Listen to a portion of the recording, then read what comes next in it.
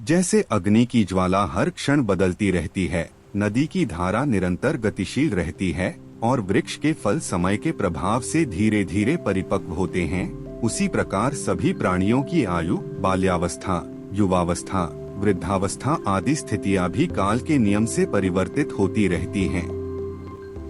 अर्थात प्रकृति के अंतर्गत शरीर, मन और इंद्रियां सदैव परिवर्तनशील हैं। मैं नाम से जो व्यक्तित्व दिखाई देता है वह मुख्यतः विचारों, स्मृतियों और अनुभवों की निरंतर धारा है। किंतु इन सभी परिवर्तनों के पीछे जो अपरिवर्तित चेतन उपस्थिति मैं हूँ का शुद्ध अनुभव, वही वास्तविक आत्मा या चैतन्य है।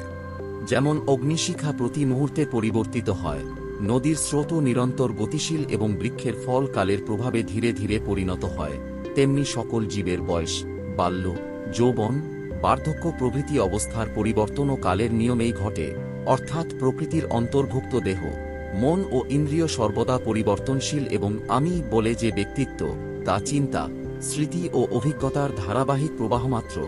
কিন্তু এই পরিবর্তনের পেছনে যে অপরিবর্তিত সচেতন উপস্থিতি, আমি আছি, এই বিশুদ্ধ অনুভূতি, সেটিই প্রকৃত আত্মা বা চৈতন্য।